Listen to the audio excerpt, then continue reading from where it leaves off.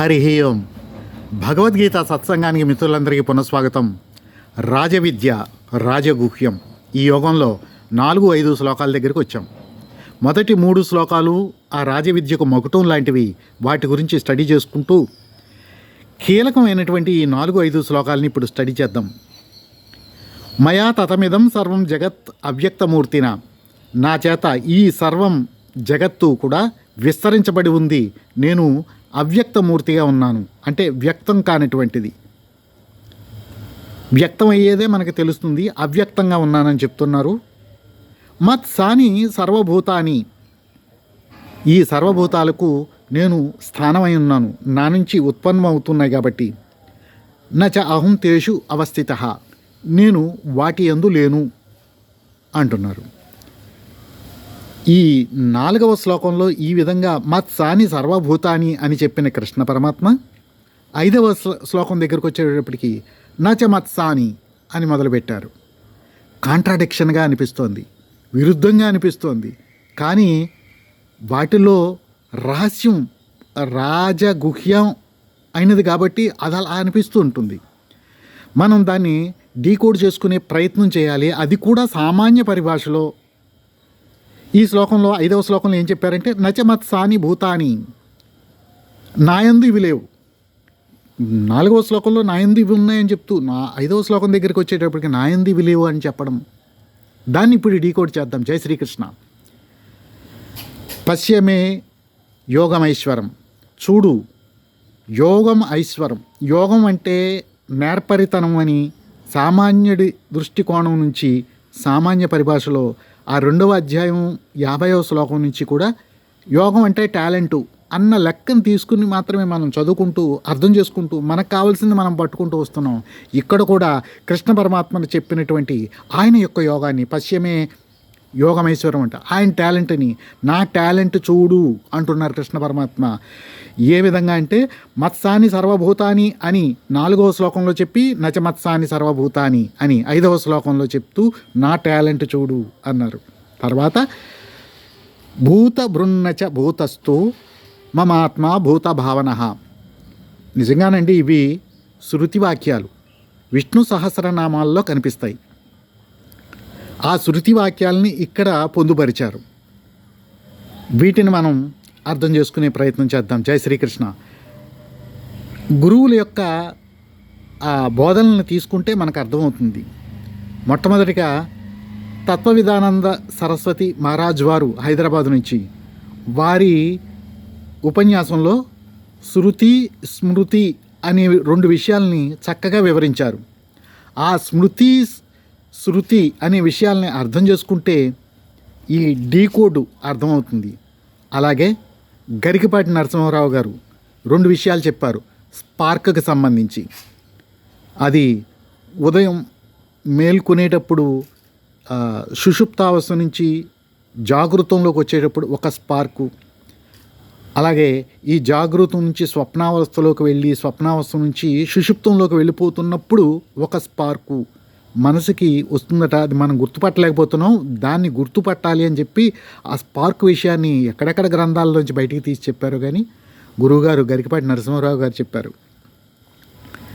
అలాగే చాగంటి కోటేశ్వరరావు గారు గురువుగారు వారు ధర్మం గురించి చెప్పారు.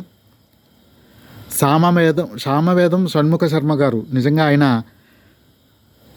అసూయ లేనివారు, అనసూయులు. ఆయన మోక్షం గురించి చెప్పారు. వీరు చెప్పిన ఆ విషయాలన్నింటినీ క్రోడీకరించుకుంటే మనకి ఇది డీకోడ్ అవుతుంది సామాన్య పరిభాషలో మనకు కావలసిన విధానంలో. సో దీన్ని అర్థం చేసుకునే ప్రయత్నంలో 3 విభాగాలుగా తీసుకుందాం.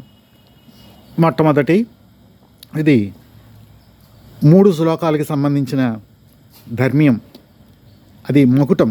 ఆ మకుటాన్ని ముందుగా మనం అర్థం చేసుకోవాలి.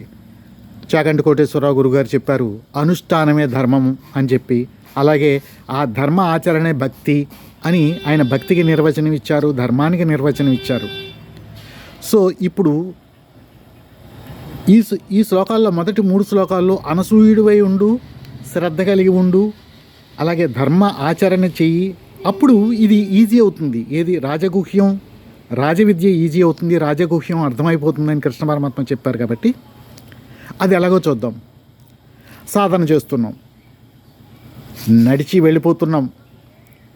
మా ఓ 600 కిలోమీటర్లు పెద్ద తిరుపతి నడిచి వెళ్ళిపోతూ అక్కడికి వెళ్ళాం. ఎక్కడికి రేణిగుంట వరకు వెళ్ళిపోయాం.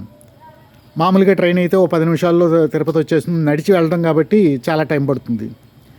ఇక నడుస్తున్నాం. అక్కడికి నడిచేటప్పటికి ఈ నాడి, మన కండరాలు నడకకి అలవాటు పడిపోయి ఇక నొప్పులు లేవు, ఒంటికి కంటికి నిద్ర లేదు, ఆయాసం లేదు, ఆకలి దప్పులు లేవు. నడుస్తూనే ఉంటున్నాం.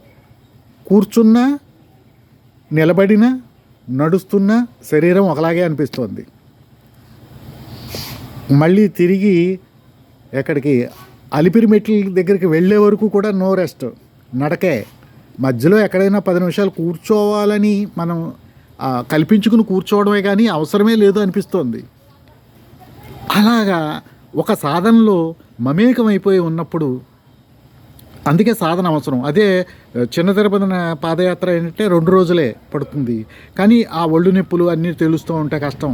అది దూరంగా వెళ్ళేటప్పటికి సాధన పెరిగిపోయింది కాబట్టి ఆ సాధన మనకి ఈజీ అయ్యి అప్పుడు కొబ్బరికాయ కురిడిలాగా తయారవుతాం అనమాట. అంటే ఆ పచ్చి కొబ్బరికాయ ఆ టెంకును పట్టుకుని ఉంటుంది, కురిడి కొబ్బరికాయ టెంకును వదిలేస్తుంది రామకృష్ణ పరమహంస గురువు మహారాజ్ చెప్పినట్లు. అప్పుడు మన సాధనకి మనం సాక్షులం అవుతాం అనమాట. అలా సాక్షి అవుతూ అది కేవలం నడకే కాదు, మనం చేస్తున్న ప్రతి పని కూడా మన నిత్య జీవితంలో మన అవసరాలకి మనం చేస్తున్న ప్రతి పనిలో కూడా సాధన పెరిగిన తర్వాత, శ్రద్ధ పెరిగిన తర్వాత, అనసూయులమై ఉంటే గనక ఆ సాధన చేస్తూ ఉన్నప్పుడు మనం సాక్షులుగా ఉంటాం. మన పనికి, మన ధర్మానికి, ఆ పనిలో మనం విడివడి సాక్షులుగా ఉంటాం. అప్పుడు ఇదిగో ఈ రాజగుహ్యాన్ని అర్థం చేసుకోవడానికి కావలసినటువంటి అర్హతను సాధిస్తాము. అది ఒకటి. ఇక రెండవ స్టెప్ దగ్గరికి వెళ్ళేటప్పటికి స్వామి సరస్వతి మహారాజు గారు చెప్పినట్లుగా, తత్వవిధానంద సరస్వతి మహారాజు వారు చెప్పినట్లుగా శృతిని స్మృతిని అర్థం చేసుకోవాలి. నిద్రపోతున్నప్పుడు అందరూ కూడా శృతిలో ఉంటారు, మెలకు వచ్చినప్పుడు స్మృతిలోకి వస్తారు. ఆ శృతిలో అందరం ఒకటే, భేదం లేదు. రాజు లేడు, బంటు లేడు, అందరూ కూడా ఒకటే.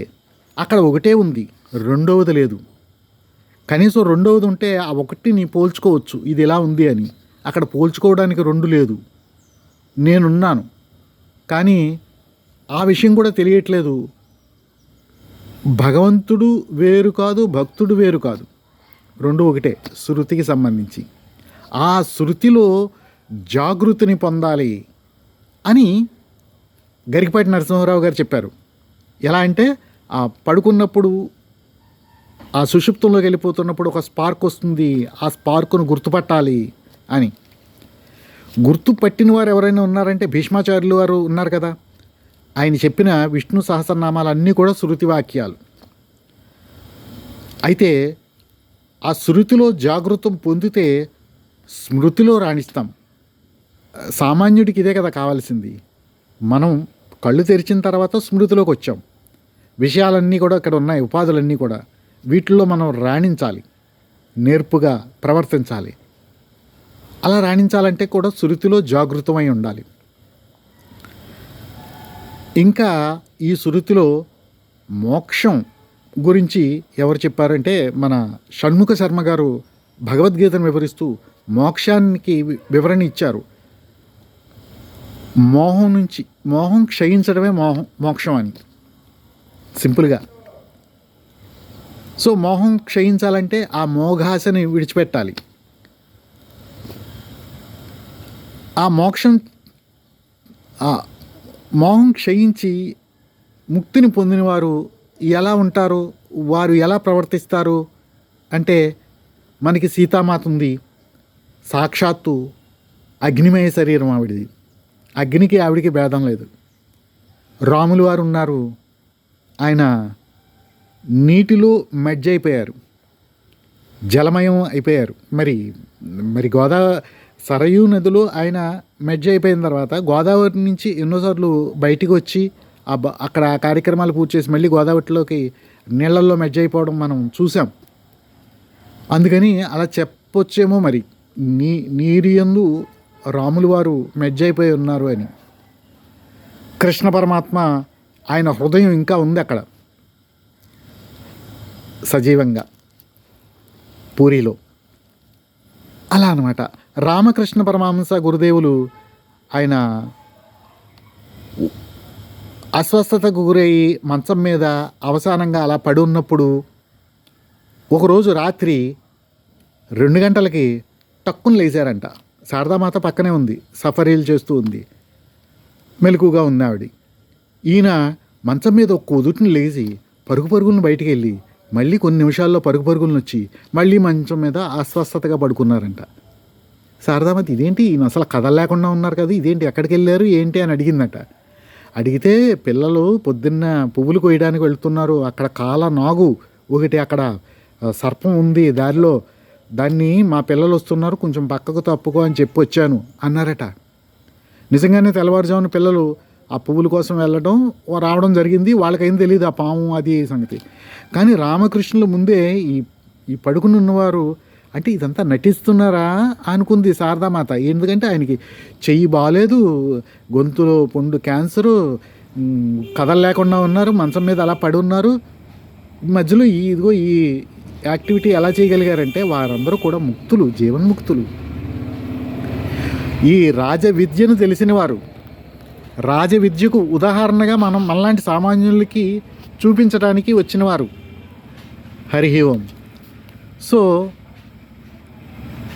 శృతి గురించి తెలుసుకున్నాం. శృతి అంటే అందరం ఒకటే అక్కడ. శృతి నుంచి మళ్ళీ స్మృతికి వస్తాం. ఉదయం లేవగానే ఆ శృతిని తెలిసి ఉండాలి, శృతిలో జాగృతమై ఉండాలి. ఈ శృతి స్మృతి దగ్గర పెట్టుకుంటే కనుక వాటిని గురించి ఇదిగో ఈ శ్లోకాలు, ఒకటి శృతికి సంబంధించింది, ఒకటి స్మృతికి సంబంధించిన శ్లోకం. మొట్టమొదటి శ్లోకం మత్సాని సర్వభూతాని, ఇది స్మృతికి సంబంధించినది. అంటే మనం నిద్ర నుంచి మేల్కొన్న తర్వాత అప్పుడు భూతం ఏర్పడుతుంది. నేను కూడా ఒక డేటా, ఈ డేటాలోకి యాక్టివేషన్ వచ్చి భూతంగా ఏర్పడాను. నన్ను నేను భూతంగా గుర్తుపెట్టుకున్నది, ప్రాణిగా గుర్తించింది ఎప్పుడంటే ఉదయం లేచిన తర్వాతే. అలా గుర్తించడానికి కావలసినటువంటి ఆ యాక్టివ్నెస్ శృతి నుంచి వచ్చింది. నేను స్మృతిలో పడ్డాను. ఆ స్మృతికి ఆధారంగా ఎవరున్నారు అంటే అదిగో పరమాత్మ. మత్ సాని సర్వభూతాని అంటున్నారు. నేనే ఈ సర్వభూతాలకు స్థానమై ఉన్నాను. నచ అహం తేషు అవస్థిత, వాటి యందు నేను లేను అని చెప్తున్నారు కృష్ణ పరమాత్మ. ఇది స్మృతికి సంబంధించిన శ్లోకం. శృతికి సంబంధించిన శ్లోకం 5వ శ్లోకం నచ మత్సాని భూతాని. అదేమైందంటే మనం నిద్రలోకి వెళ్తున్నాం, పడుకున్నప్పుడు జాగృతం నుంచి స్వప్నానికి వెళ్ళాం, స్వప్నం నుంచి సుషుప్తానికి వెళ్ళిపోయిన తర్వాత ఇంకేం జరుగుతుందో మనకి తెలియదు. ఎందుకంటే మనం ఇంకా జాగృతం కాలేదు కనుక. అలా వెళ్ళిన తర్వాత అక్కడ నచమత్సాని అంటున్నారు. నచమత్సాని భూతాని, అసలు ఆ భూతాలకి అసలు భూతాలు లేవు అక్కడ, నాలో లేవు అంటున్నారు. లేవు కదా, అక్కడ 2 లేవు, ఒకటే ఉంది పరమాత్మ. అది శృతికి సంబంధించింది. ఇంకా ఏం చెప్పారంటే శృతి వాక్యాలు చెప్పేశారు అక్కడ. భూత బృన్నచ భూతస్థో మమ ఆత్మా భూత భావన. సో ఆ విధంగా సామాన్యుడిగా ఈ గురువుల యొక్క చెప్పిన బోధనలను తీసుకుని క్రోడీకరించుకుని వీటిని అర్థం చేసుకునే ప్రయత్నం అయితే చేశాను. హరి ఓం. మనకి కొంతవరకు అయినా అర్థమై ఉంటుందని భావిస్తున్నాను.